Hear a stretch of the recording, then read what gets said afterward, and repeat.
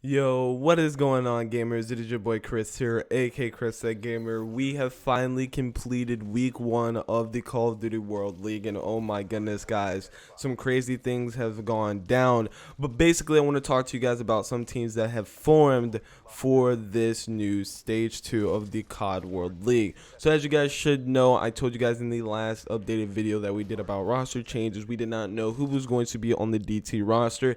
They basically went ahead and formed the old squad, which was Cinder, Diabolic, Killa, and Chino. Now, I don't think that this is going to work out. You guys will definitely see what I'm talking about when I tell you guys the standings. I just don't think that this team has what it takes to beat teams like FaZe or Optic, and they just need to make a change. They definitely need to make a change because of the fact that the Slain is not there for Dream Team, and they need to do something very, very soon. There's still tons of free agents down on the list like Aches, and there's so many people that they could end up picking up. I'm not saying that Aches is the best option for them.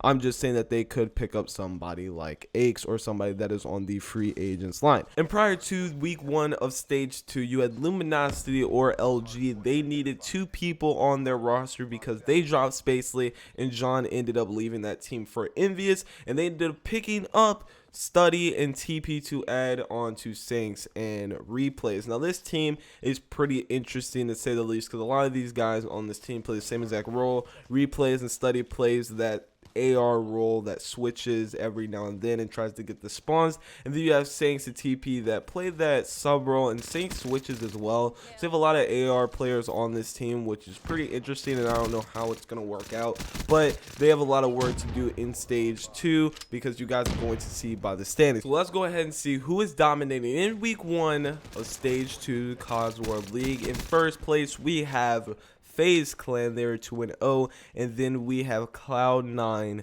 They are also 2-0. Now, this is a different Cloud9 team. This is the team with Mochilla, Havoc, Llama, and Happy. Now, this is a interesting team, ladies and gentlemen.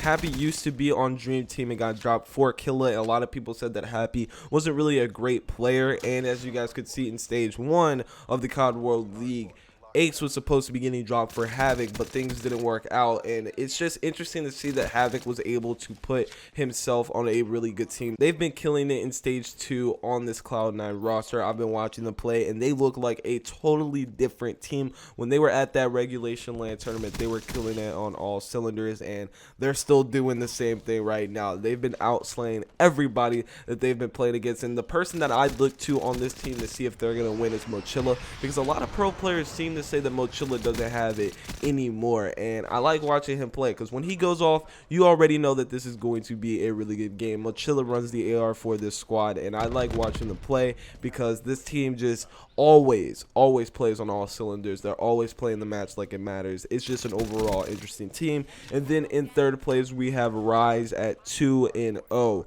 That's the top 3 right there. And then let's go ahead and go down to number 4. We have Envious at 1-1. We have H2K at 1-1. Something interesting about H2K, they did not end up playing with Fizzard for week 1 because of the fact that Fizz was in New York, I believe. He was taking some time off, and they were playing with Felony instead of Fizzard. They ended up losing one of their matches with Felony, and then they ended up winning one match with Felony. I'm pretty sure week 2 Fizzard is going to be back to playing, and they're not going to be using their sub anymore. And then this is the interesting thing of it all. We have Optic Gaming in 6th place. They lost the first match of the week to Rise. Rise ended up winning 3-1, which was pretty interesting. Optic took the search and destroy, something that you usually don't think that they're going to take, but yep, they ended up taking the search and lost everything else. And then we have 100 and Thieves at 7-7. They got their one loss to C9.